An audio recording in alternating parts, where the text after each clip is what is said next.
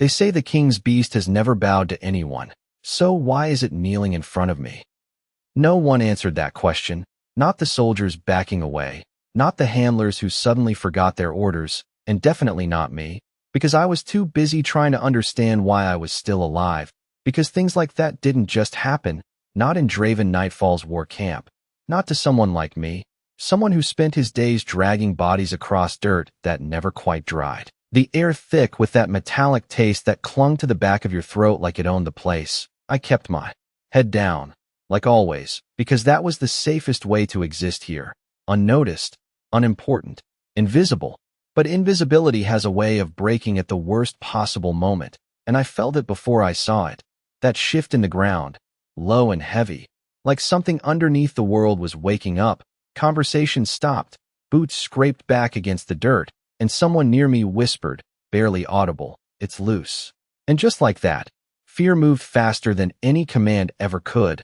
Men stepped back, then further, then not at all, frozen between instinct and disbelief. I looked up, because sometimes not looking is worse, and I saw it, the thing they never named. The king's war beast, standing where chains hung broken like they'd never mattered, taller than any man, broader than anything that should move the way it did, its presence pressing down on the space around it until breathing felt optional.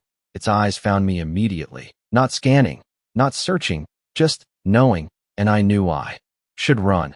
I knew it the same way I knew how to breathe, but my body didn't move, maybe because I was tired, maybe because I had nowhere better to go, maybe because some part of me recognized something I didn't want to name.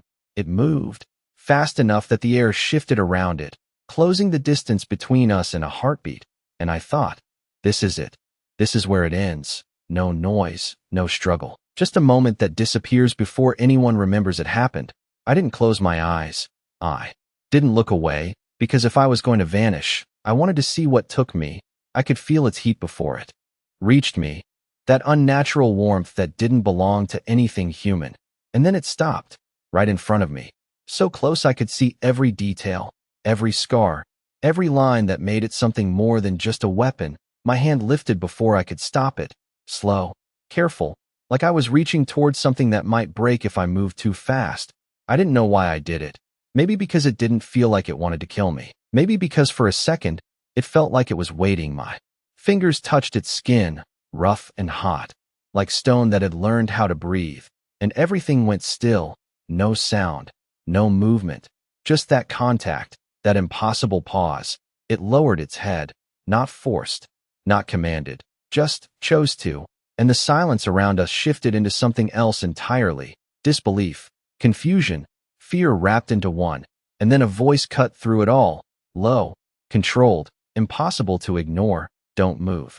And the world listened. The beast didn't move, didn't even breathe differently, just stayed exactly where it was, and I turned, because I already knew who it was. You don't mistake that kind of presence. Draven Nightfall stood a few feet away, dressed in black that caught the light just enough to remind you he didn't need armor to be dangerous. Everything about him was controlled, precise, like nothing in this world had ever made him hesitate, except maybe now, because he wasn't looking at the creature that could tear through a battlefield. He was looking at me, and that was worse, because being seen by him felt like standing too close to something that could decide your fate without a second thought.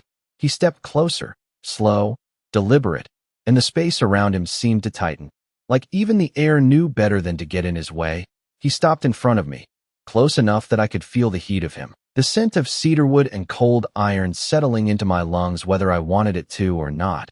His hand lifted, fingers brushing under my chin, tilting my face up just enough that I had no choice but to meet his gaze. My body reacted before I could stop it. Not fear, something worse, something familiar, and I hated that more than anything. "Look at me," he said, and I did, because looking away suddenly felt like surrender. There was a flicker in his eyes, brief, almost nothing, like he hadn't expected me to hold his gaze. "Interesting," he murmured, and I forced my voice steady, even though my pulse wasn't. "Just someone trying to survive," I said, and for a second, I thought that might be enough, that maybe I would fade back into the background where I belonged. But then he smiled, faint, sharp, like he'd just found something worth keeping. "Then you just became mine," he said, and behind me. The beast lowered itself further, as if agreeing, and I felt it then.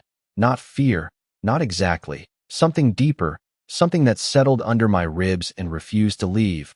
I kept my breathing even, my expression still, because there were things I couldn't let him see.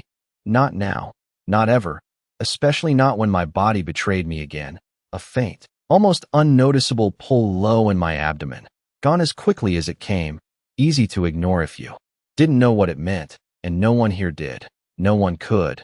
I made sure of that, because whatever had tied me to him once before was a truth I couldn't afford to let surface. Not here, not like this, not when the most dangerous man in the world was looking at me like I belonged to him.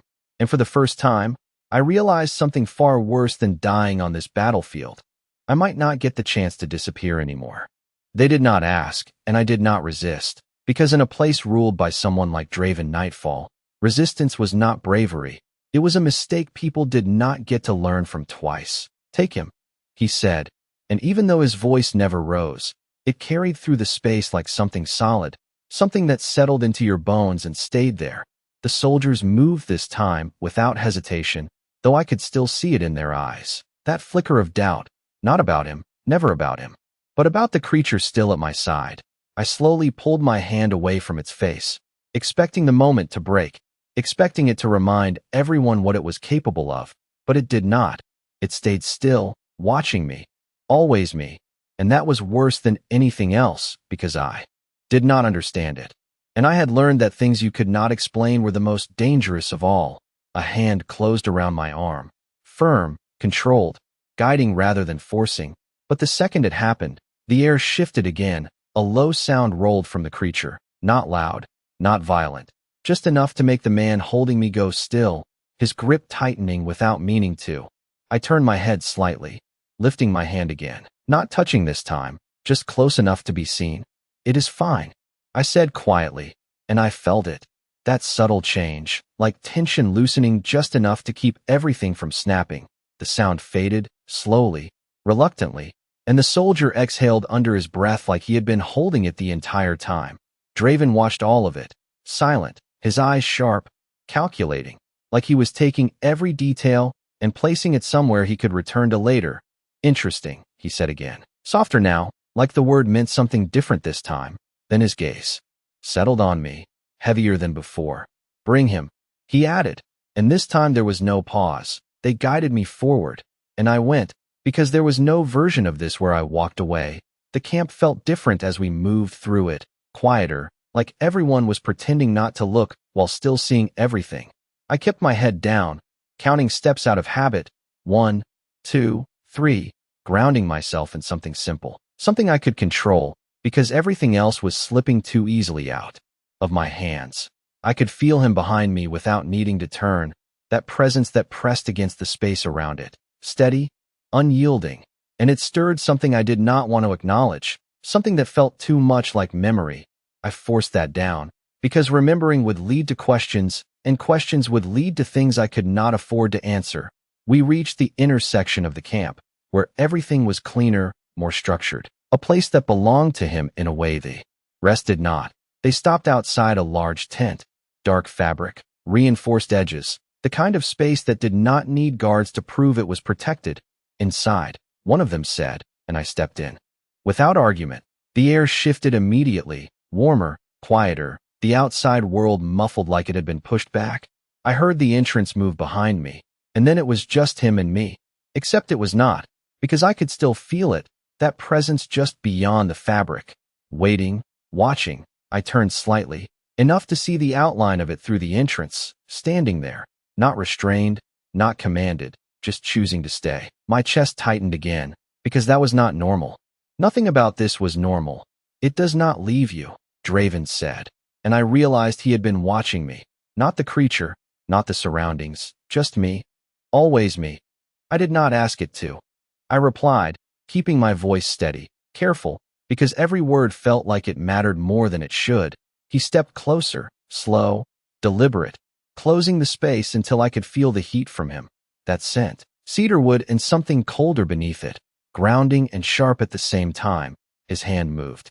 Not to my face this time, but to my wrist, fingers wrapping around it with controlled pressure, and my body reacted before I could stop it.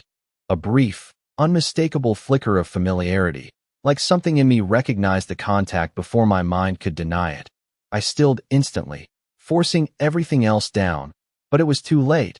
I saw it in his eyes, that shift, subtle but real, his attention sharpening, his gaze dropping briefly to where his hand held mine, then returning to my face, more focused than before. You feel. He paused, just long enough to matter.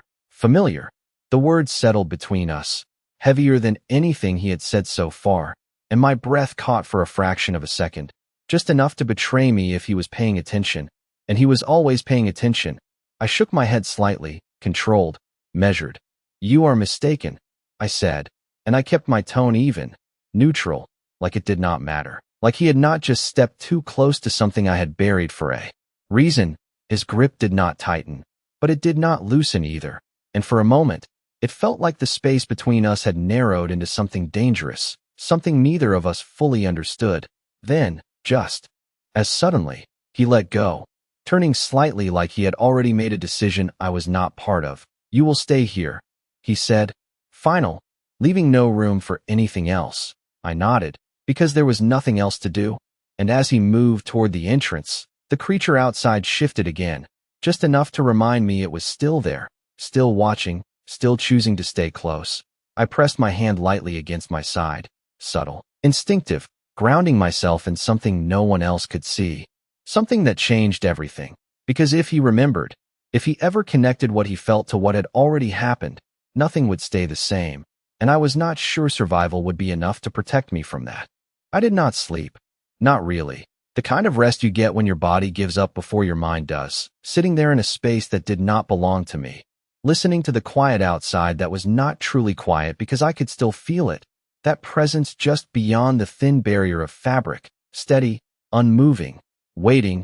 It had not left, not once, and I was not sure if that was meant to comfort me or warn me. I shifted slightly, adjusting my position on the low bench, careful with every movement, careful with everything now. Because nothing here was accidental. Not anymore. The air inside the tent was still, almost too still, like the calm before something changed, and then the entrance moved, just enough to let in light. And him, Draven stepped inside without a sound, but the space reacted anyway, tightening, focusing, like everything else had learned to make room for him. I straightened instinctively, not out of respect, but because something in me recognized the shift before I could. Stop it. His gaze found me immediately, not searching, not scanning, just direct, like he had never lost track of me to begin with. You did not try to leave, he said, and it was not praise, not approval, just an observation. There was nowhere to go. I answered, because there was no point pretending otherwise. He stepped closer, slow, deliberate, the same controlled movement as before, like every step had already been decided before he took it. I felt it again, that pressure, that awareness, my body reacting before my thoughts could catch up, and I forced myself to stay still, to keep my breathing even.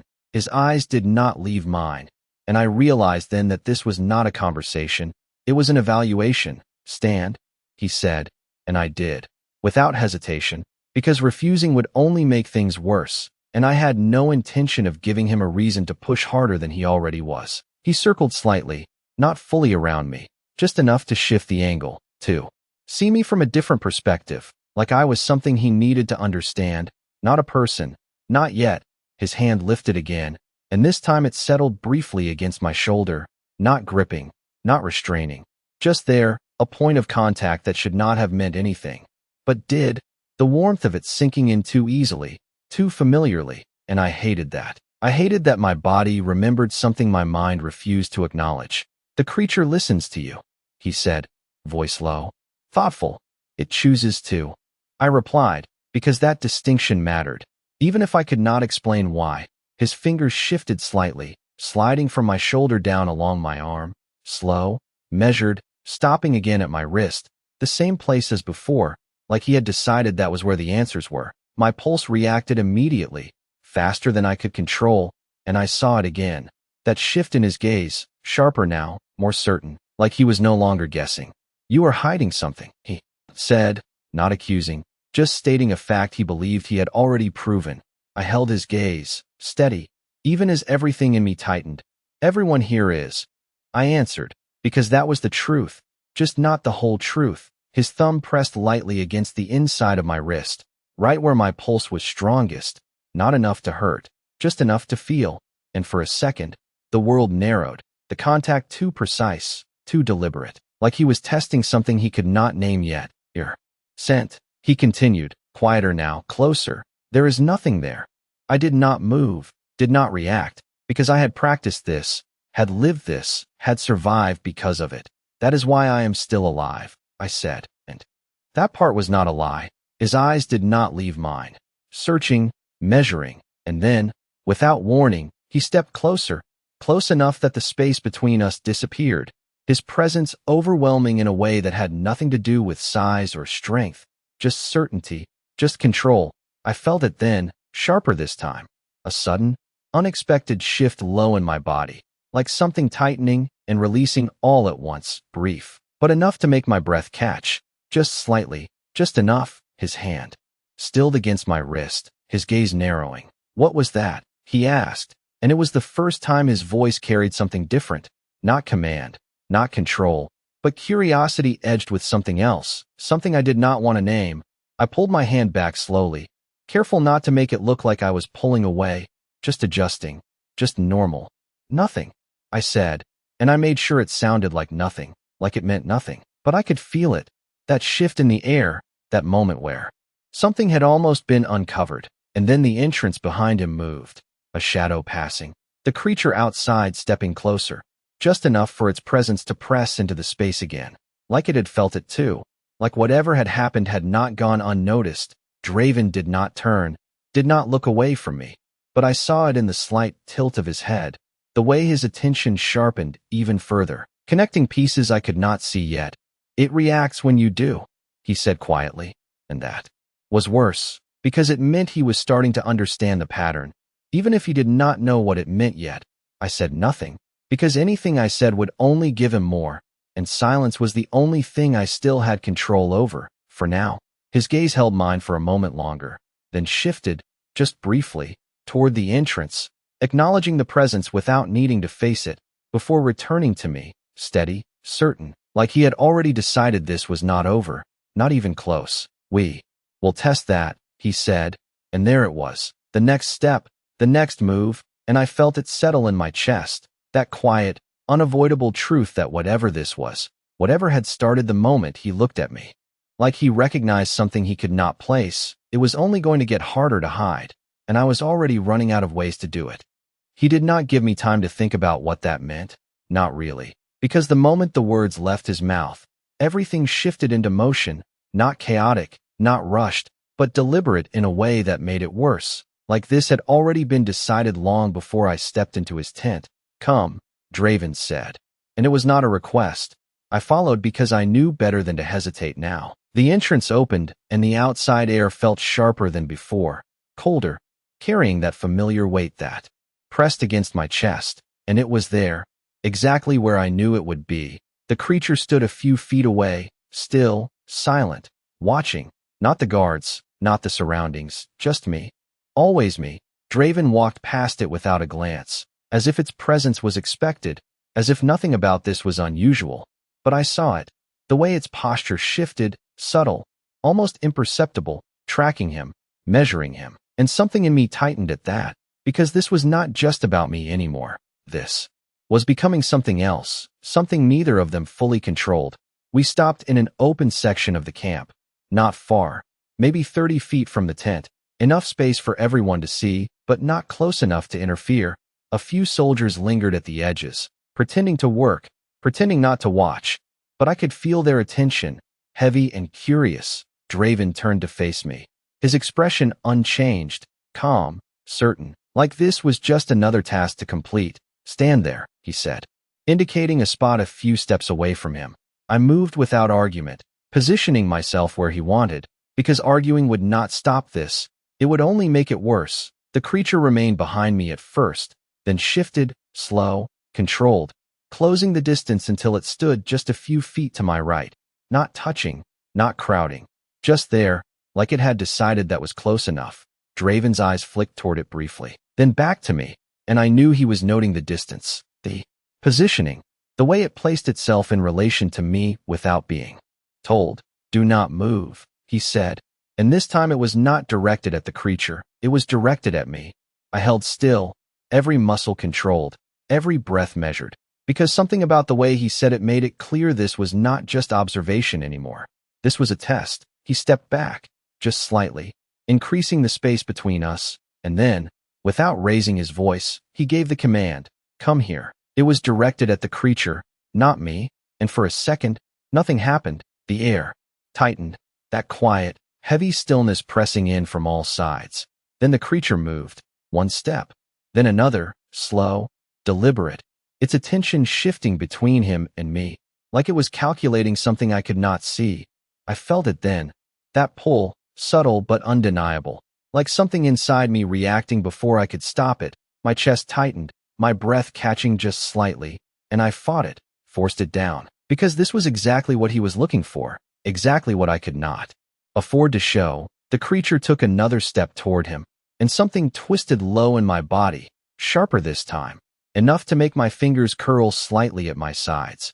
Not enough for anyone else to notice, but enough for me, and maybe enough for him. "Stop," Draven said, and the creature froze immediately, mid-step, perfectly still. His gaze shifted to me then, sharp, precise, like he was measuring something invisible. "Again," he said quietly, and the creature moved once more, but this time, I felt it sooner, stronger, a sudden wave of tension that made my breath hitch before I could control it. Just a fraction, just enough. "What is it?" he asked, and this time there was no distance in his voice, no neutrality, just focus, direct and unyielding. I shook my head, small, controlled. "Nothing," I said, but the word came out tighter than I wanted, and I knew he heard it. I knew he saw it, because his eyes narrowed slightly, not in anger, not in frustration, but in recognition, like he had just confirmed something he had suspected. "It is not nothing," he said, and then, before I could respond, he stepped forward again, closing the distance, his presence overwhelming in a way that made everything else fade. His hand reached out, not to my wrist this time, but lower, hovering for just a second before settling lightly against my side, just above my hip, not pressing, not restraining, just there, and everything in me reacted at once, too fast, too strong, my breath catching sharply, my body tensing in a way I could not fully hide. And behind me, the creature responded instantly, a low, deep sound rolling through the air, not loud, but enough to make the soldiers at the edges take a step back. Draven did not move his hand, did not pull away, his eyes locked on mine, searching, certain now. "There," he said quietly. "That is where it begins." My heart pounded hard enough that I was sure he could feel it, sure he could see it, and I forced myself to stay still, to not react further, because this was too close, far too close. "You are connected," he continued, voice low, almost thoughtful, not just to it. His gaze flicked briefly toward the creature, then back to me. But to something else. The words settled heavily between us, and I felt it.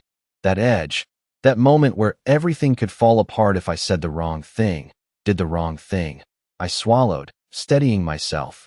"You are wrong," I said, and I held his gaze, refusing to look away, because looking away would give him more than I already had. There was a pause, brief but heavy, and then, slowly, he removed his hand, but the space where it had been felt different, like something had been uncovered and could not be hidden again. "We will see," he said, and this time, there was no doubt in his voice, no uncertainty, just a quiet certainty that made something cold settle in my chest, because this was no longer just curiosity, no longer just interest, this was pursuit, and I was running out of ways to stay ahead of it. He did not let me step away from it, not after that.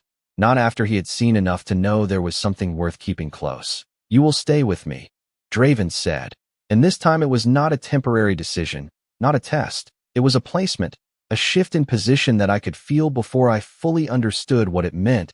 The soldiers at the edge of the clearing exchanged brief looks, subtle, careful, but I caught it, that moment of surprise, because people like me did not move closer to him.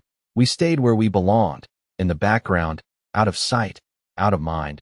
But I said nothing, because arguing would only draw more attention, and attention was already becoming a problem. Inside, he added, turning without waiting for a response, and I followed, because again, there was no other option. The tent felt different when I stepped back into it, smaller somehow, like the space had adjusted to include me in a way it had not before. I stayed near the edge at first, instinctively keeping distance, but his voice stopped that immediately. Closer, he said, not looking at me as he moved toward the table in the center, and I hesitated, just for a second, before stepping forward, closing the space until I stood within arm's reach, too close. The word flickered through my mind before I could stop it, and I pushed it down, because, thinking like that would only make this harder, the entrance shifted again, and I did not need to turn to know it had followed, that it was there, just outside, just within reach, always within reach. Draven's hand rested briefly against the table, then stilled, like he had paused mid-thought, his head tilting slightly, listening, not to the camp, not to the movement outside, but to something else, something I could not hear. It does not leave you, he said again, quieter now, more certain. Neither do you, I replied before I could stop myself, and the words hung there, heavier than I intended. His gaze shifted to me slowly, deliberate, like he was turning a page he had already decided to read. No, he said after a moment, voice calm, steady. I do not. There was something different in that, something that settled deeper than a simple answer, and I felt it, that shift, subtle but real. Like the space between us had changed again. I looked away first, because holding that gaze felt like giving him too much, and I could not afford that. Not now. Not when he was already too close to understanding something I needed to keep hidden. A movement outside caught my attention, and I turned. Slightly, just enough to see it through the opening. It had moved closer again, not inside, not crossing whatever line it had set for itself, but close enough that I could see its eyes, steady, focused, watching, always watching. It responds to you, Draven said, stepping closer again, not enough to touch, but enough that I could feel the shift in air, the weight of him at my side. You respond to it, I said, because that was also true, whether he wanted to admit it or not. His gaze flicked toward the entrance for a brief moment, then back to me, sharper now, more focused. Not like that, he said, and there was something in his tone, something quieter, more controlled, like he was holding something back. I felt it again then, that subtle pull low in my body, sharper this time, lingering longer than before, and I stilled, forcing my breathing to remain even, because this was happening too often now, too close together, and that meant it was becoming harder to hide. His attention shifted instantly, like he had felt it without seeing it. Again, he said softly, not a command, not directed at the creature this time, but at me, at whatever reaction he had just noticed. I shook my head slightly, controlled. There is nothing, I said, but even to my own ears, it sounded thinner than before, less certain. His hand lifted, slowly, deliberately, and for a second, I thought he would reach for my wrist again, but he did not. Instead, his fingers hovered just above my side, close enough that I could feel the heat of them without contact, and my body reacted anyway. A sharp, involuntary breath that I could not fully suppress. There, he said quietly, not moving his hand, not touching, just observing, and behind me, the creature shifted again, that low, deep presence pressing closer to the tent, responding without being called. You feel it before it does, he continued, voice lower now, almost thoughtful, like he was speaking more to himself than to me. No, I said quickly, too quickly, and I saw it. That moment where he recognized the mistake, the reaction that came too fast, too defensive. His eyes narrowed slightly, not in anger, but in certainty. You do, he said. And this time, it was not a question, not something he was testing. It was something he had accepted as fact. The space between us felt smaller again, tighter, like there was no room left to step back. And I realized then that this was the real danger, not the test, not the questions, but this, the way he was closing in on something I could not explain without losing everything. You will stay near me, he said after a moment. Final, controlled. At all times, the words settled heavily. Because this was not about observation anymore. This was containment, proximity as control, and I felt it, that quiet, unavoidable truth settling in my chest, that being close to him made it harder to hide, harder to breathe evenly, harder to keep everything inside where it belonged, and outside, just beyond the thin barrier of fabric, the creature remained exactly where it had chosen to stand, unmoving, unyielding, like it understood something neither of us had fully said out loud yet, that whatever connected us was no longer subtle, no longer something that could be ignored, and if he stayed this close, if he kept watching like this, it was only a matter of time before he saw everything. The first thing I noticed was that someone else had started watching me, and that was a problem, because Draven Nightfall watching me was already dangerous enough, but when others began to notice, it meant the line between hidden and exposed was getting thinner by the minute. He should be examined. The voice came from just outside the tent, calm, clinical, not curious like the others, but precise, like it had already reached a conclusion and was only waiting for confirmation. I stilled. Immediately, every instinct tightening at once, because that was the one thing I could not allow. Not here, not now. Draven did not answer right away, and that silence was worse than a refusal. It meant he was considering it, weighing it, and I could feel his attention shift slightly, not away from me, never away from me, but toward the implication of what had just been suggested. Why? He asked finally, his voice steady, controlled, and I could hear it in the way the other man responded, the careful respect layered over quiet certainty. Because he does not respond like an Omega should, the man said, and I knew then who it was without needing to see him. One of the camp physicians, the kind who noticed details others ignored, the kind who turned small inconsistencies into dangerous truths. The entrance shifted, and he stepped inside, older, composed, his eyes sharp in a different way than Draven's, less force, more observation, the kind that lingered, that dissected. His gaze moved over me slowly, taking in everything, the way I stood, the way I held my breath just slightly too controlled, the way I did not lower my head the way most Omegas would. Your Majesty, he said, inclining his head slightly. Then his attention returned to me, unwavering. If he is to remain this close, it would be unwise not to understand what he is. I felt it then, that quiet spike of something cold and sharp. Not panic, not yet, but close enough that it pressed against my ribs. This was it, the moment where everything could unravel if I let it. There is nothing to understand, I said before Draven could respond, and I knew immediately that I had spoken too quickly. The physician's eyes sharpened, just slightly, catching the reaction, storing it. Draven's gaze shifted to me, slower this time, more deliberate, like he was noticing not just what I said, but how I said it. You seem certain, he said, and there was something different in his tone now, quieter, but more focused, like he had been given another piece of something he was already trying to solve.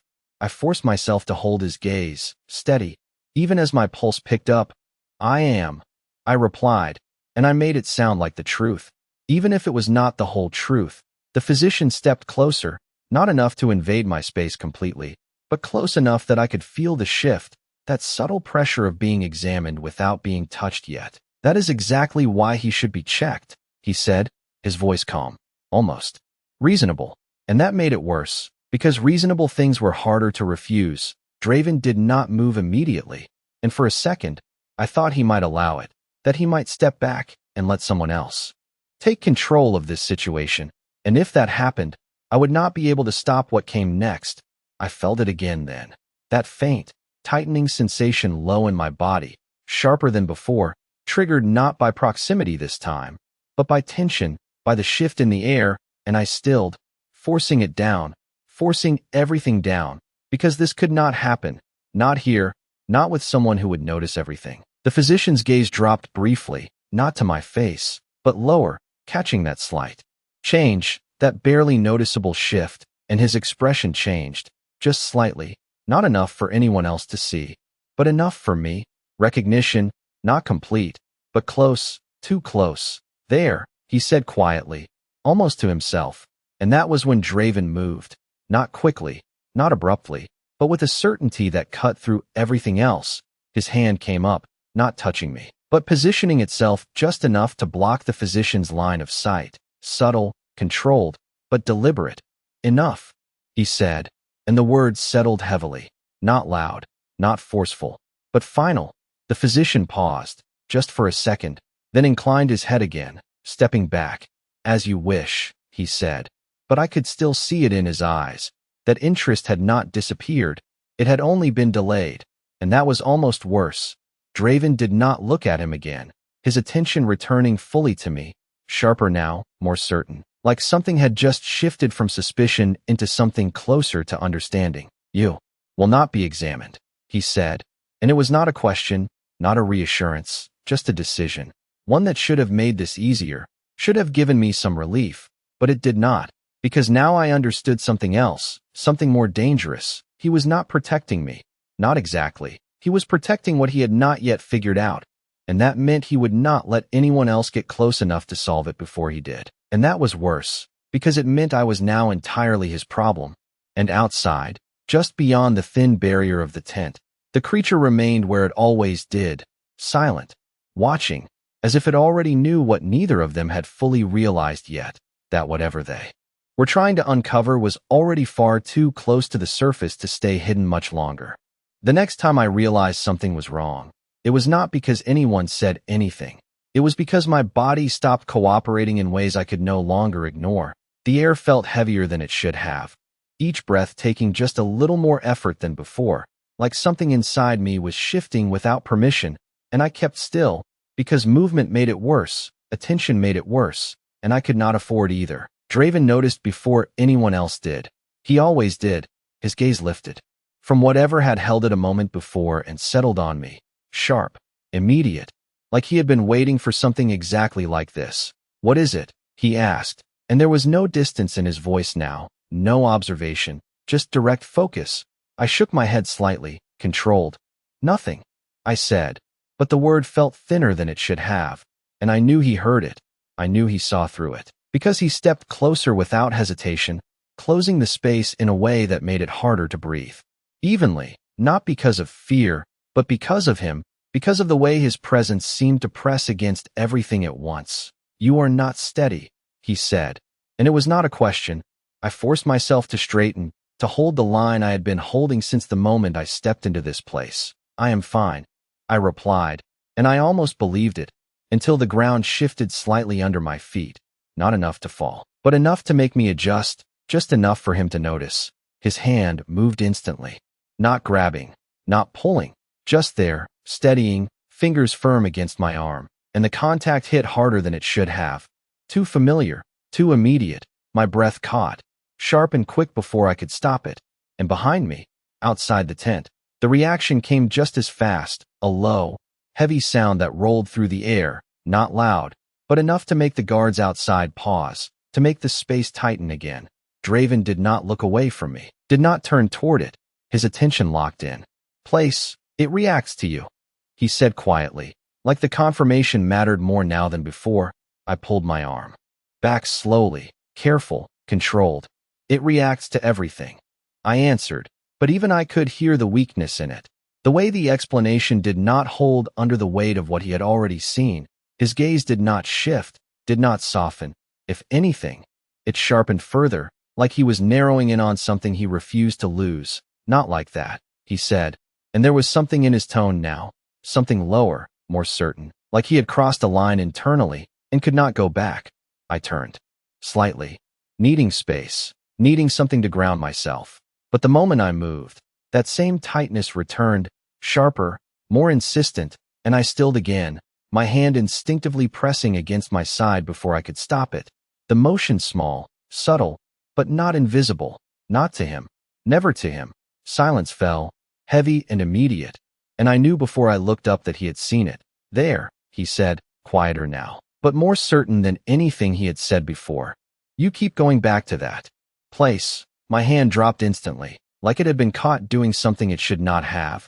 It is nothing, I said again, but this time the words felt hollow even to me. His hand lifted, slower this time, deliberate, like he was choosing each movement carefully, and for a second, I thought he would touch me again, press into that same place, force a reaction I would not be able to hide. But he did not. He stopped just short, hovering, waiting, watching, and somehow that was worse, because it meant he did not need to touch to know, he only needed to see. You are not well, he said. And this time it was not observation, not suspicion. It was something else, something closer to concern, though it was buried under layers of control. I shook my head, faster this time. The motion sharper than I intended. I am fine, I repeated, but my voice did not hold the same weight anymore. And I could feel it, that shift, that loss of control slipping through my fingers no matter how tightly I tried to hold on. Outside, the creature moved closer again, just enough that its presence pressed against the tent like a second shadow, responding to something it could not see but clearly felt, and that made it worse, because now it was not just him watching, not just him noticing, it was both of them, both sides of something I could not fully explain. Sit, Draven said suddenly. And this time the command came faster, sharper, without the measured calm he usually held. I hesitated for half a second, then lowered myself onto the bench, because refusing would only draw more attention, and I needed less of that, not more. He stepped closer again, not stopping this time, his hand finally settling against my side, firm but controlled, not forcing, just enough to confirm what he already believed, and my body reacted instantly, a sharp intake of breath I could not hide, not this time, and outside. The response came just as fast, heavier now, more insistent, like a warning building under the surface. Enough, he said quietly, not to me, not to anyone inside, but toward the space beyond the tent. And the sound outside faded, slowly, reluctantly. His attention returned to me immediately. Closer now, more focused than ever. You are not leaving my sight, he said. And there was no question in it, no room to argue, just a decision already made. Not until I understand what this is. The words settled heavily, because this was no longer about curiosity, no longer about testing. This was control tightening, closing in, and I felt it, that unavoidable truth settling deeper in my chest, that whatever I was trying to hide was no longer just at risk of being discovered. It was already being uncovered, piece by piece, and I was running out of ways to stop it. The moment the tent opened again, I knew it was not going to be simple this time. The air shifted in a way that felt sharper, more deliberate, like whatever had been held back before was no longer willing to wait. Your Majesty. The same voice returned, calm, controlled, but carrying something firmer beneath it now, something that had moved past suggestion into quiet insistence. I did not need to look to know who it was, and that made everything tighten inside me, because this time, he would not leave easily. Draven did not move immediately, his hand still resting at my side, steady, grounding in a way I did not want to notice, but could not ignore. I said enough, he replied, his voice low, but there was a sharper edge to it now, not raised, but unmistakable, the kind of tone that usually ended conversations before they began, but not this one, not today. The physician stepped further inside, ignoring the weight of the command just enough to make a point without crossing the line entirely. And I obeyed, he said evenly. But this is no longer a matter of curiosity. His gaze flicked to me, then lower, just briefly, just enough to make my chest tighten again. It is a matter of risk. The words settled heavily, and I felt it, that shift, that dangerous narrowing of options, because risk meant action, and action meant exposure. I stayed still, forcing my breathing to remain steady even as that familiar tension built again, sharper now, more frequent. Like my body was no longer willing to cooperate with the lies I was trying to maintain. Explain, Draven said, and this time there was no dismissal in his tone, just command, and that was worse, because it meant he was listening. The physician inclined his head slightly, stepping closer but stopping just outside the space Draven occupied. Careful, calculated, he reacts before the creature does, he said, calm, precise. And the creature responds as if it is following something within him, not simply obeying him. His eyes lifted to Draven again, steady, unwavering. That is not normal. Silence followed, heavy, stretched, and I felt it, pressing in from all sides, because this was too close, far too close to the truth. Many things here are not normal, Draven replied after a moment, but there was less dismissal in it now, more consideration, more focus, and I knew that tone.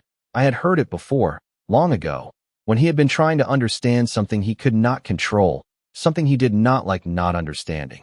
Then all the more reason to examine him, the physician said, and this time, There was no softening it. No careful distance, just quiet certainty. I felt it then, that sharp, sudden drop inside my chest, like something had slipped too far to recover. Not now. The thought hit hard, fast, and I held on to it.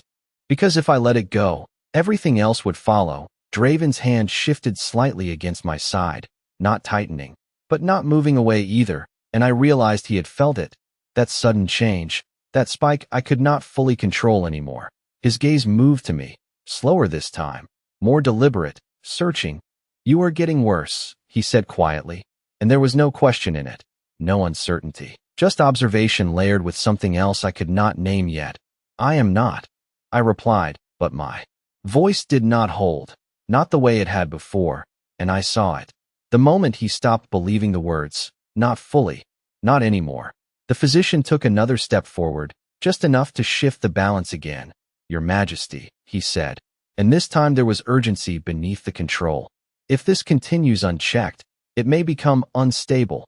The word hit harder than the last one, because unstable meant unpredictable, and unpredictable things were never tolerated here. Draven did not respond immediately, and that silence stretched too long, too heavy, until finally, he moved, stepping forward, not away from me, but closer, placing himself fully between me and the physician without making it obvious. A subtle shift that blocked the line of sight again, but more completely this time, more intentionally. "He is not your concern," he said, and the finality in it was absolute. No room left for argument. The physician stilled, just for a moment, then inclined his head again, slower this time, but I could still see it. That calculation, that quiet refusal to let it go entirely. "As you command," he said, but the interest in his eyes had not faded, only deepened, and I knew this was not over, not by a long shot. Draven did not look at him again, his attention returning fully to me, sharper now, more intense than before, like the interference had only narrowed his focus further. "Sit," he said again, but this time the command was softer, not less firm, but different, edged with something closer to intent than control. I was already sitting, but I did not argue, did not correct him, because the way he said it made it feel like something more than just a position, like he was anchoring me there, keeping me within reach, within sight, within control. I lowered my gaze briefly, not in submission, but because holding his gaze now felt like standing too close to something I could not step away from anymore. And I felt it again, that tight, unavoidable truth settling deeper in my chest, that this was no longer just about hiding something. It was about how long I could keep it from being taken apart piece by piece. Because now there were two of them watching, one with patience, one with precision, and between them, I was running out of time. It happened faster than I could stop it. One moment I was still holding everything together, forcing my breathing into something steady, forcing my body to cooperate just a little longer, and the next, everything slipped, not dramatically, not all at once, but enough that I could not pretend it was nothing anymore. My vision blurred slightly at the edges, the space around me tilting just enough to make it impossible to stay completely still. I tried to correct it, tried to straighten, but my balance did not follow, and this time, I did not catch it before someone else did. Draven moved first, faster than I had seen him move before, his hand closing firmly around my arm, not harsh, but immediate, decisive, keeping me upright before I could fully lose it. The contact grounded me for half a second, just enough to realize how far I had slipped. My breath came in sharper than I intended, uneven, and I could feel it now, not subtle anymore, not something I could push down easily. A tightening low in my body that did not fade, that did not ease no matter how still I forced myself to be. "Enough," he said, but this time it was not directed outward, not toward the physician, not toward the guards. It was directed at the moment itself, like he was cutting it off before it could unfold any further. I shook my head instinctively, trying to pull back, trying to regain control. "I am fine," I said, but the words felt distant, disconnected from what was actually happening. His grip did not loosen. If anything, it steadied, his other hand coming up without hesitation, settling against my side again, firmer this time. No longer hovering, no longer testing, just there, and the reaction hit instantly, stronger than before, my breath catching sharply, my body tensing in a way I could not hide. Not this time. And outside, the response came just as fast, heavier, more immediate, a deep, resonant sound that pressed against the tent like something pushing closer. The guards shifted. I could hear it, the unease spreading through the space. But Draven did not move, did not look away, his attention locked entirely on me. "Look at me," he said. And this time the command carried something else, something closer to urgency than control. I did not want to, but I did, because refusing felt impossible now. His eyes were sharper than I had ever seen them, focused in a way that made everything else disappear, like he was trying to see through me rather than just at me. "You are not fine," he said, and there was no space left for denial. Not anymore. I tried to steady my breathing, tried to pull everything back into place, but it was slipping too fast now, too far. My hand moved without thinking, pressing harder against my side, like I could hold whatever was happening in place if I just applied enough pressure, and I felt it. The moment it became obvious, the moment it crossed from subtle into visible, his gaze dropped, just briefly, following the movement, and when it returned to my face, something had changed, not confusion, not uncertainty, but recognition, incomplete. But there, "This is not about the creature," he said quietly, more to himself than to me. And that was worse, because it meant he was separating the pieces, seeing them as something distinct, something that did not belong to the same explanation anymore. "Stop," I said, the word coming out sharper than I intended, not a command, not to him, but to the moment, to whatever he was about to realize, because this was too close, far too close, and I could not let him reach the end of that thought. His grip tightened slightly, not enough to hurt, but enough to hold me in place when I tried to pull back again. "Stay still," he said, and this time the command was softer, but more absolute than anything he had said before, like he was anchoring me there, not just physically, but in that moment, keeping everything from slipping further out of control. Outside, the presence pressed closer again, no longer just watching, but reacting, responding to something deeper now, something stronger, and the air felt heavier because of it, tighter, like everything was closing in at once. "Call him off," one of the guards said from outside, voice tense, uncertain, and for a second, I thought Draven might turn, might respond, but he did not. "He will not move," he said calmly, without looking away from me, and I realized then that he was not speaking about the creature, not entirely. He was speaking about me, about the way I had stopped moving, the way everything in me had locked into place under his hands, under his focus. "You are hiding something," he said again. But this time it was not suspicion, not a theory, it was certainty, and I felt it. That final shift, that moment where the distance between knowing and not knowing disappeared completely. I swallowed, forcing my voice steady even as everything else faltered. "There is nothing to find," I said, but the words no longer carried weight. Not against the way he was looking at me now, not against what he had already seen. His hand remained where it was, firm, steady, unyielding, and for the first time, I realized I was not just being held in place. I was being kept there, protected or contained. I could not tell which, and that uncertainty settled deep in my chest, heavier than anything else, because if he chose to keep me close, if he refused to let anyone else near, then there would be no escape from this. No way to hide what was already slipping through, and as the tension in my body refused to ease, as the space around us remained tight and unrelenting, I understood something I had been trying not to face, that this was no longer a matter of if he would find out, but when, and I was running out of time to decide what I would do when that moment came. The silence that followed felt different, not empty, not calm, but heavy in a way that settled into everything around us. Like the moment itself had decided to slow down rather than break apart completely, and I stayed where I was because I could not move without making it worse, because every time I tried, my body reminded me that I had already gone too far to pretend nothing had changed.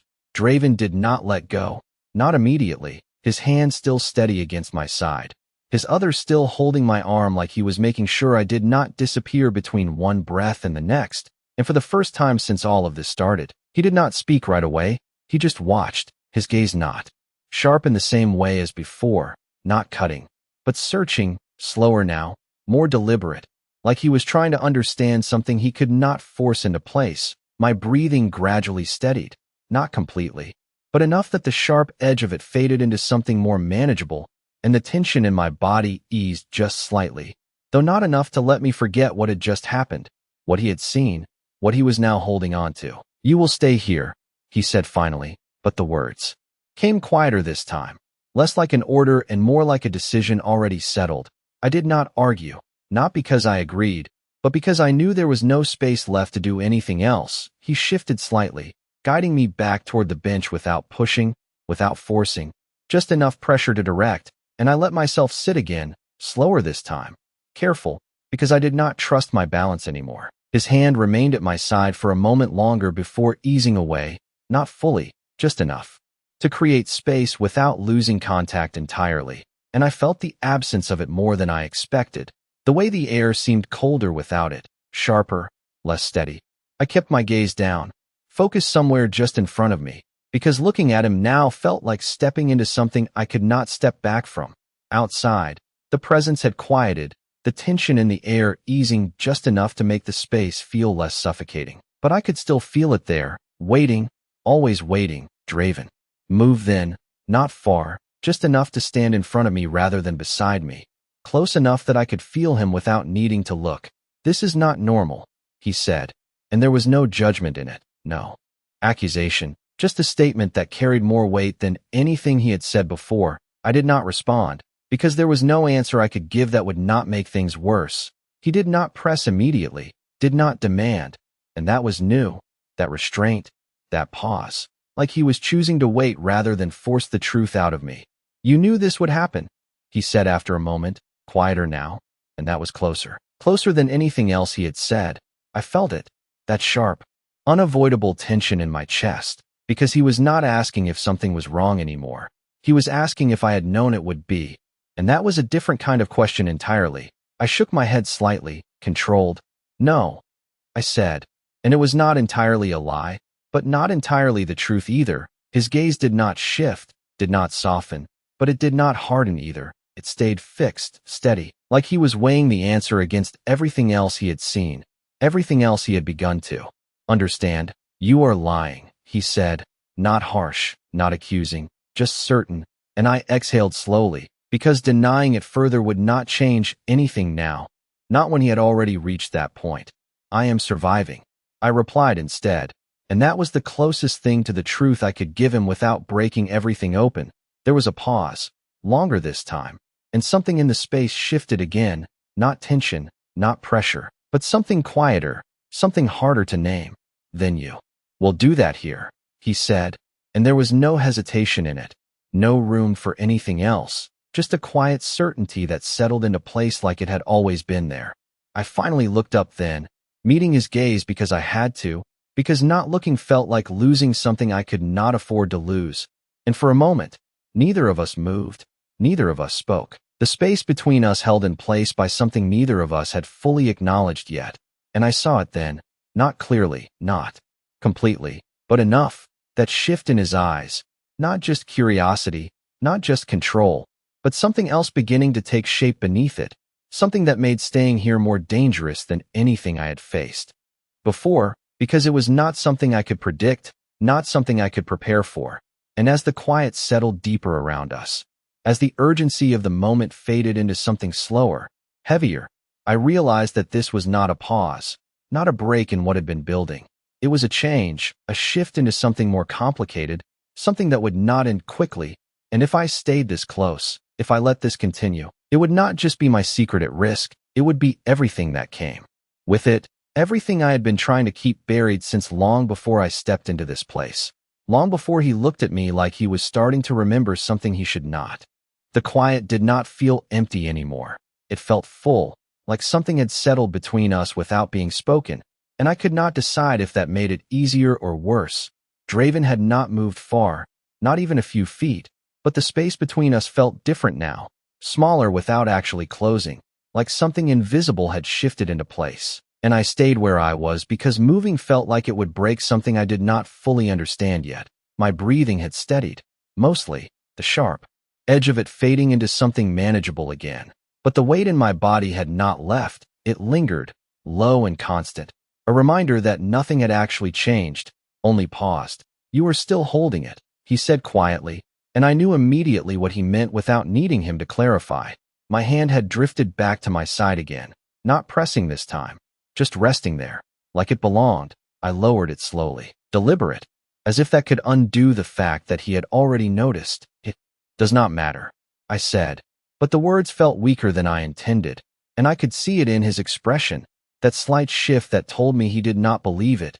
"Not anymore." He stepped closer again, not abruptly, not forcefully, just enough to narrow the distance until I could feel the warmth of him again, steady and grounding in a way that unsettled me more than it should have.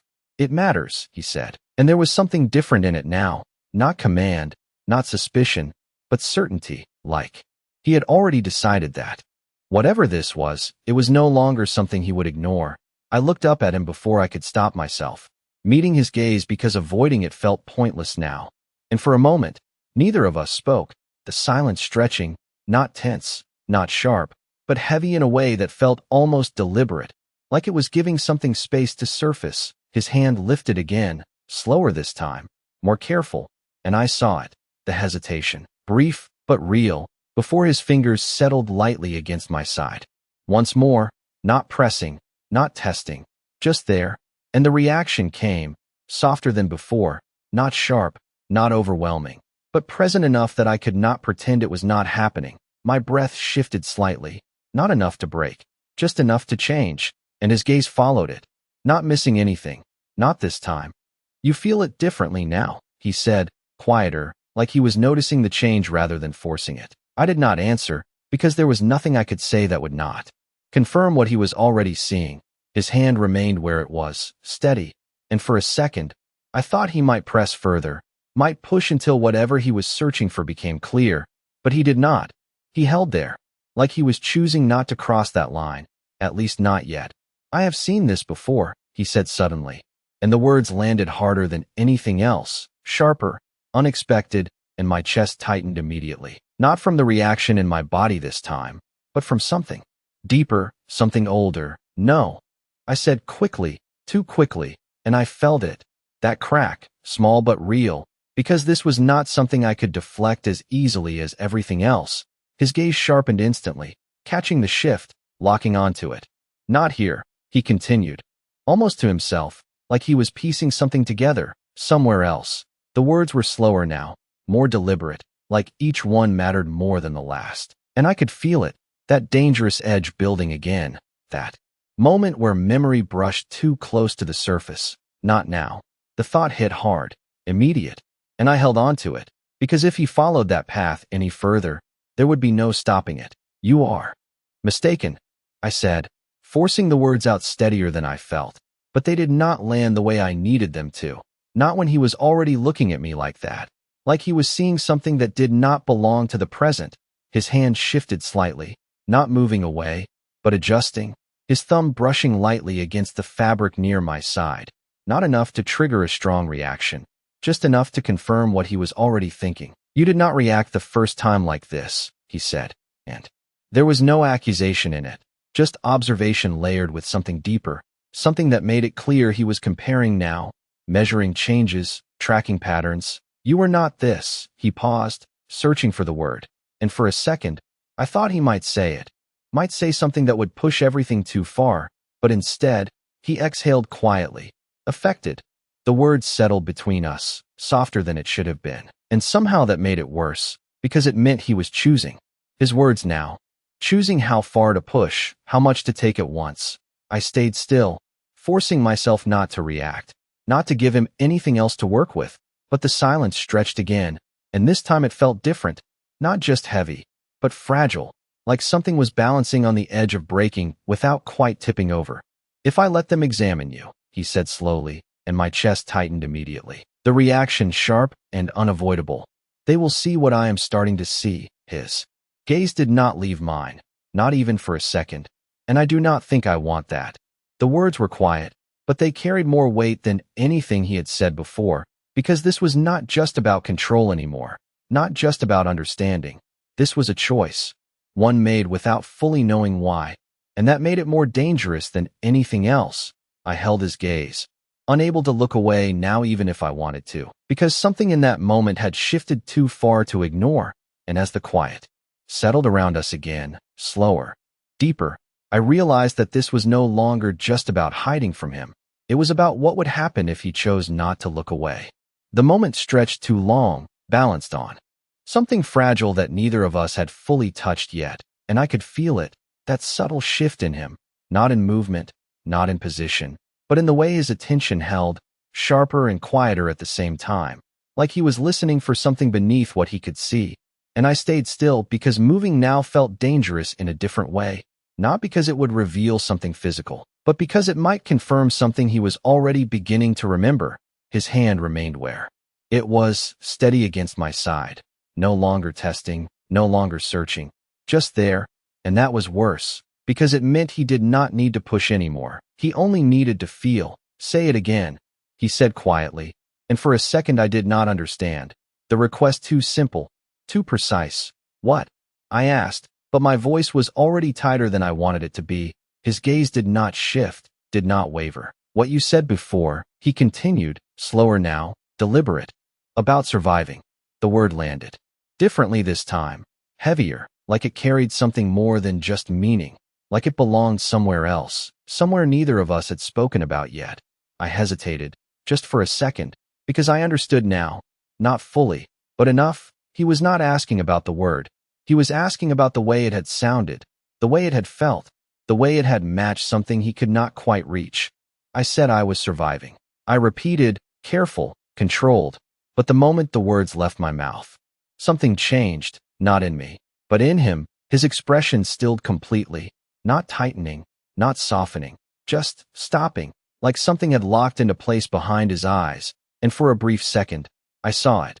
Not clearly, not completely, but enough, a flicker of something that did not belong to this moment, something older, something that should have stayed buried. His hand shifted slightly against my side, not pulling away, but pressing just enough to anchor himself, not me, and his gaze dropped, just briefly, following the line of where his hand rested, and then returned to my face, sharper now, more focused than before. You said that before, he said, and this time it was not a question. Not even uncertainty. It was recognition, incomplete, but undeniable. My chest tightened instantly, not from the reaction in my body this time, but from something deeper, something that hit too close to what I had been trying to keep hidden. No, I said quickly, but the denial came too fast, too automatic, and I saw it again. That shift in his gaze, that narrowing that meant he had caught it, that he had seen through it. Not here, he continued, quieter now, like he was speaking through the memory rather than to me. Somewhere else. The words echoed what he had said before, but this time they carried more weight, more certainty, like he was getting closer, too close. Not like this. The thought hit hard, sharper than anything before, and I forced myself to hold his gaze, to not look away, because looking away would confirm everything he was already piecing together. You are remembering something that is not real, I said, and I made the words steady, grounded, something he could hold on to instead of whatever he was reaching for. But even as I said it, I knew it would not be enough, not now, not when he was already this close. His hand remained steady, but his grip shifted slightly, not tighter, not restrictive, just more certain, like he was grounding himself in the contact, using it to hold on to whatever thread he had found.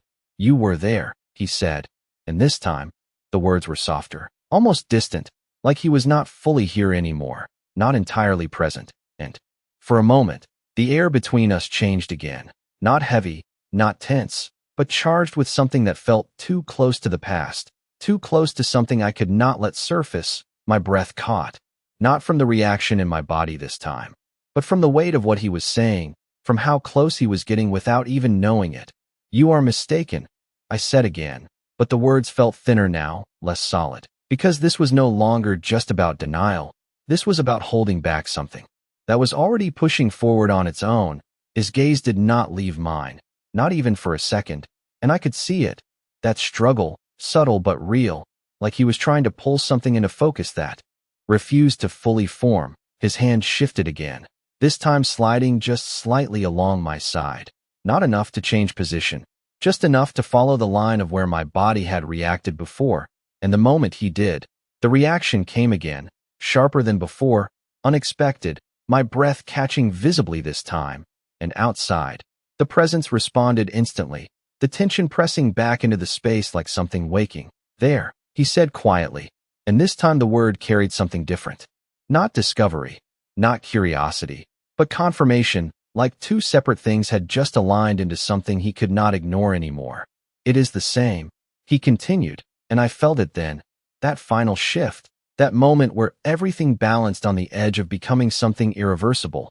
I pulled back instinctively, just a fraction, but it was enough for him to notice, enough for him to follow, closing the space without thinking, without hesitation, and for the first time, his control slipped.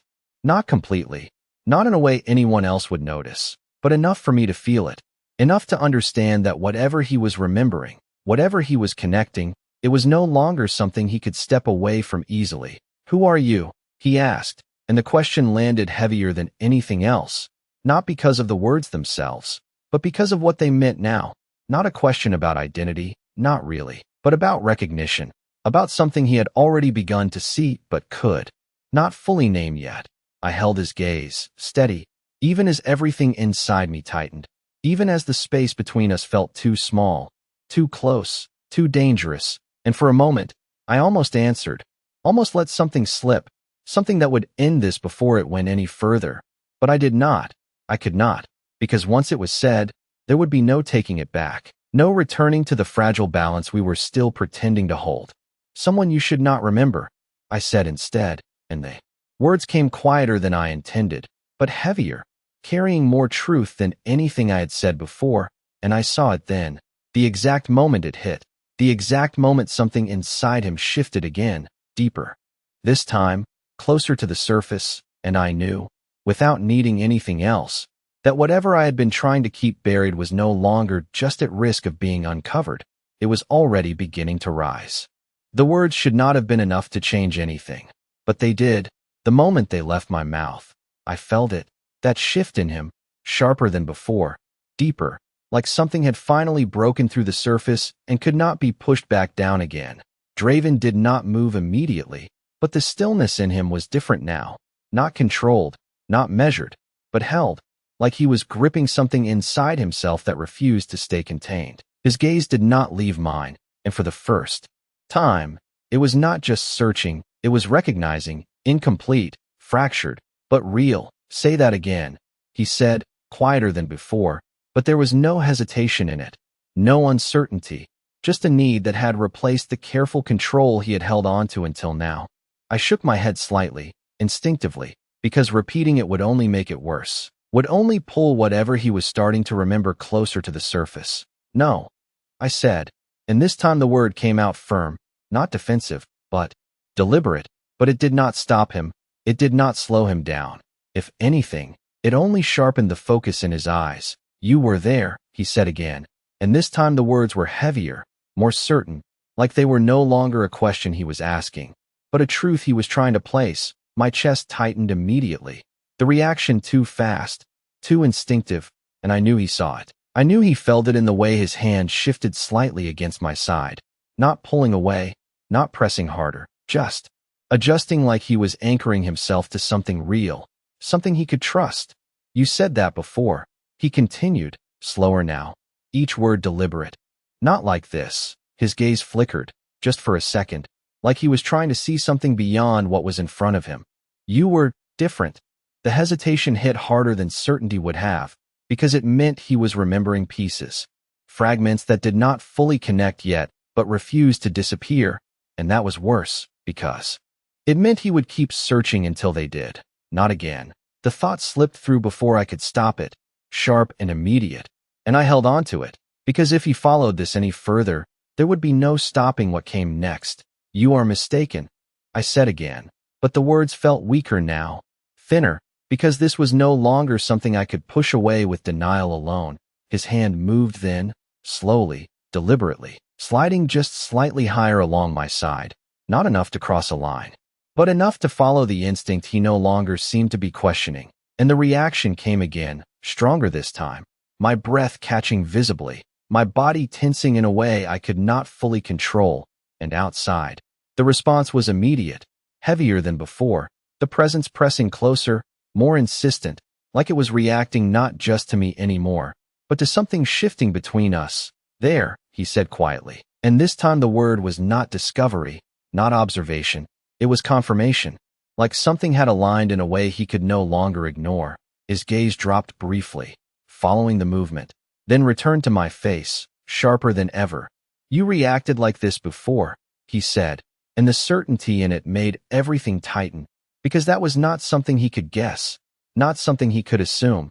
That was something he had seen, something he remembered, even if he did not fully understand it yet. My breath faltered, just for a second, and that was enough for him to see, enough for him to know that he was getting closer, too close. Where?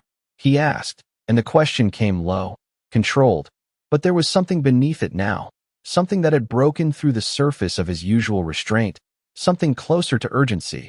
I did not answer, could not answer, because there was no way to give him that without giving him everything, and once that happened, there would be no returning to this fragile space we were still holding on to. His hand tightened slightly, not enough to hurt, but enough to hold me there when I instinctively tried to pull back. Where? He repeated, and this time the word carried more weight, more insistence, and I felt it, that moment where everything balanced on the edge of breaking, where the past and present were too close to separate cleanly. I swallowed, forcing my voice steady even as everything else threatened to slip. You left, I said, and the words came out quieter than I intended, but they landed heavier than anything else I had said before.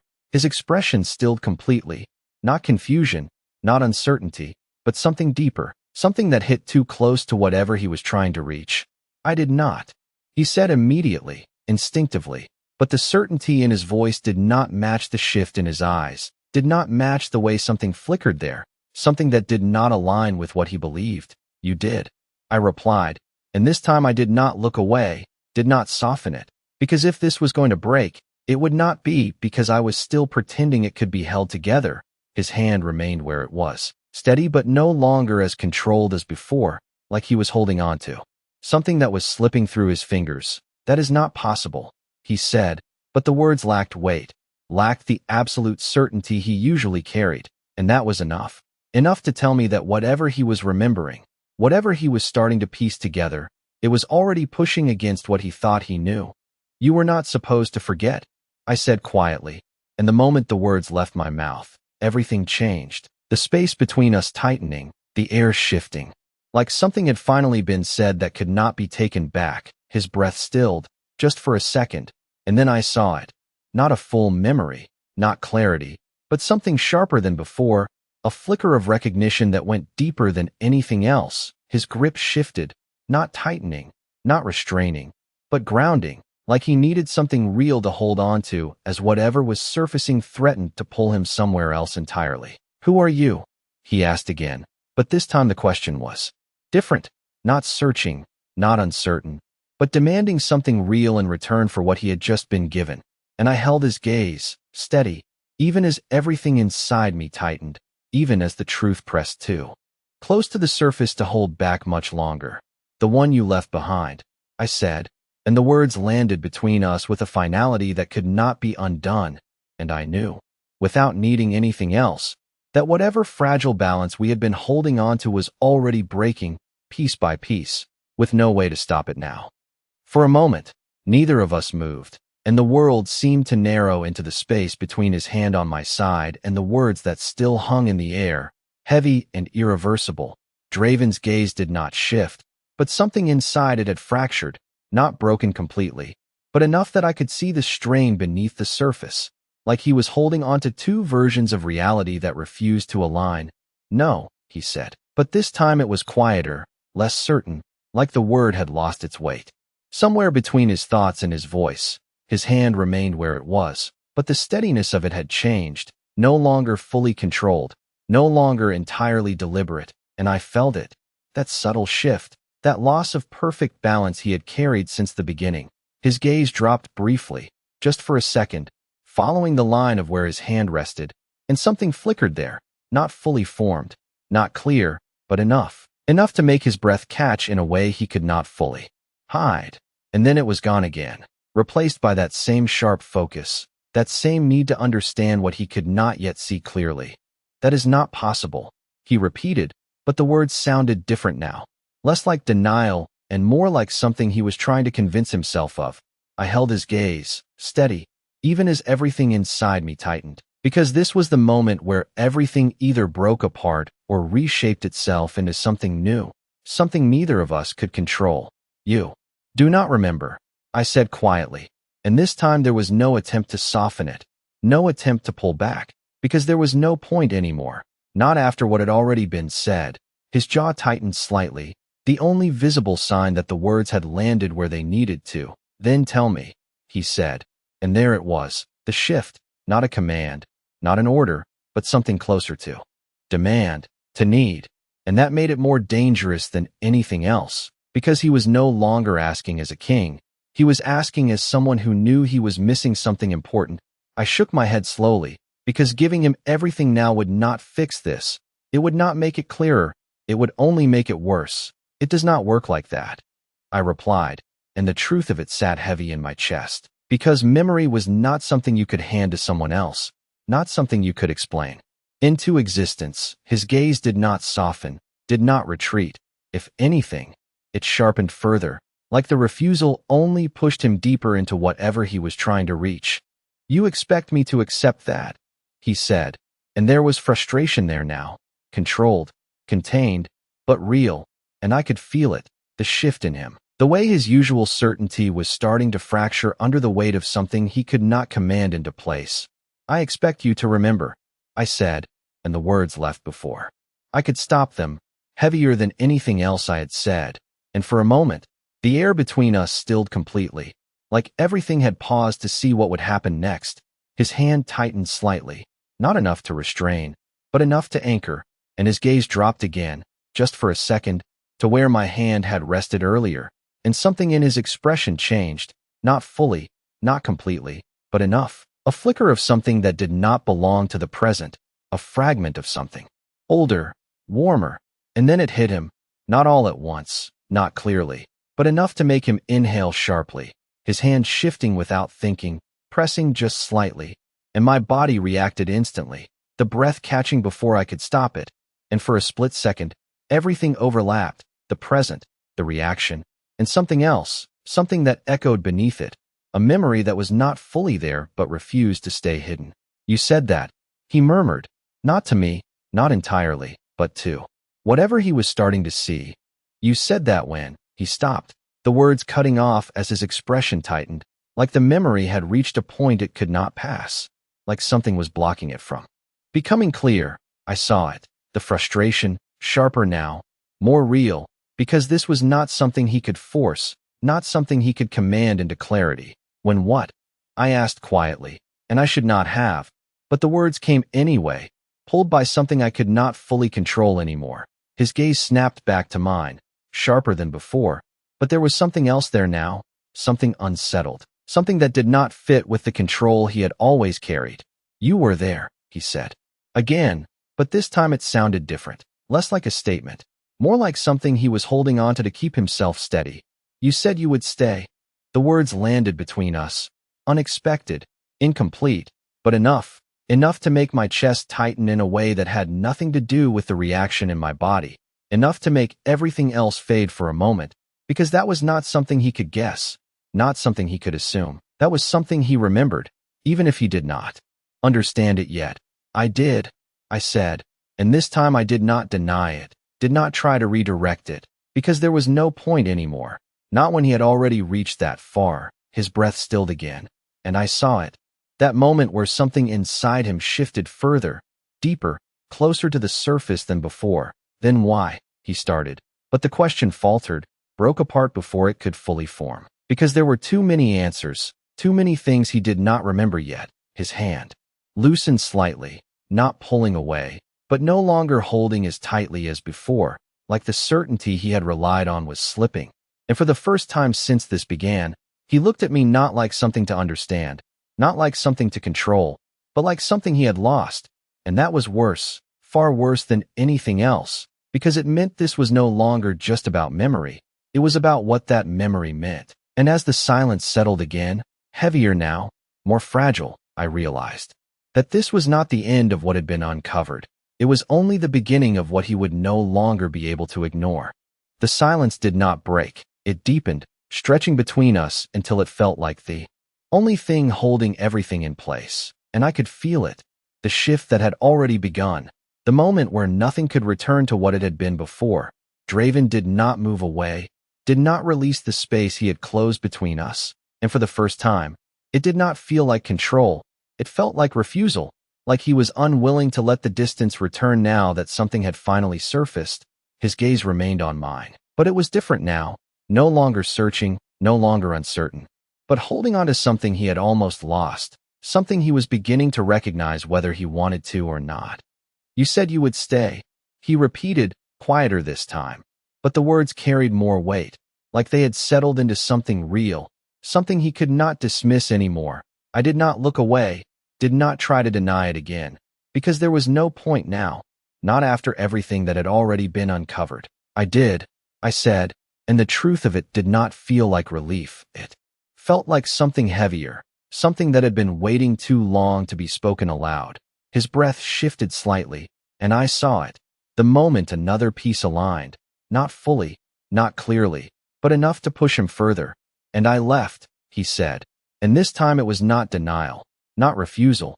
It was something closer to realization, incomplete, but undeniable.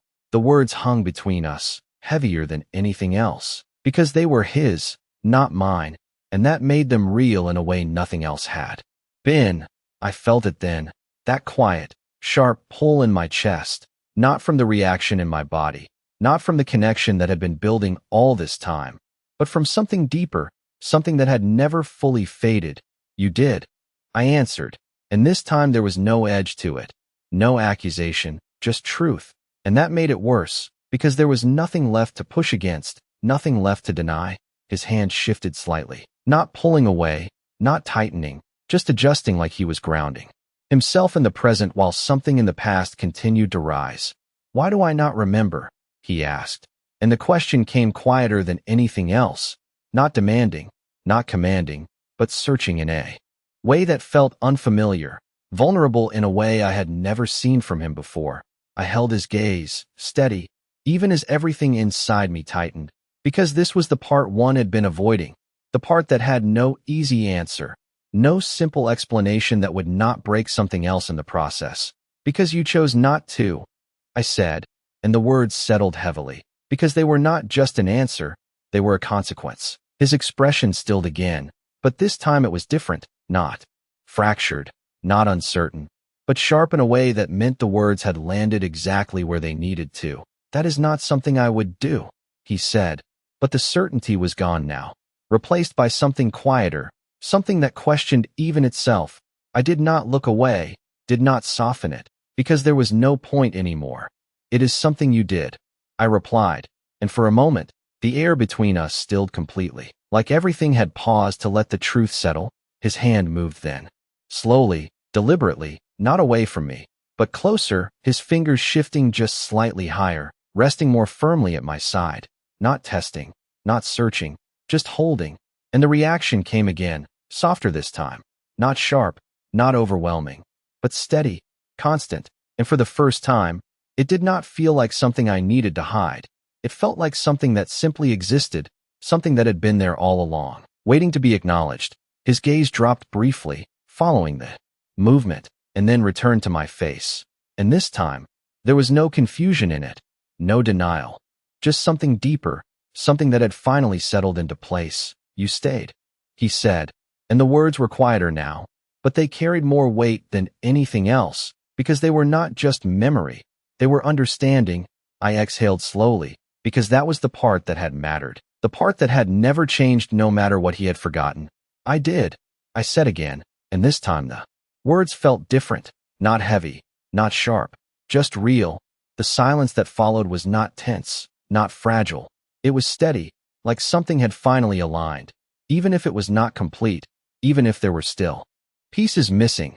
His hand remained where it was, no longer shifting, no longer adjusting, just there, and I realized then that this was not about holding me in place anymore. It was about not letting go. You are not leaving, he said. And this time it was not a command, not control. It was a decision, one that had already been made. I met his gaze, steady, because for the first time, the words did not feel like something I needed to resist. I was never planning to. I replied, and the truth of it settled between us, quiet and unshaken. Outside, the presence that had been watching, waiting, finally stilled completely, not tense, not reactive, but calm in a way it had not been before, like whatever had been pulling at it had finally settled. And for the first time since all of this began, the space around us did not feel like it was closing in. It felt like it was holding, steady and unyielding. And as the quiet stretched, no longer fragile, no longer uncertain, I understood that this was not the end of what had begun between us. It was only the point where neither of us would be able to walk away from it anymore.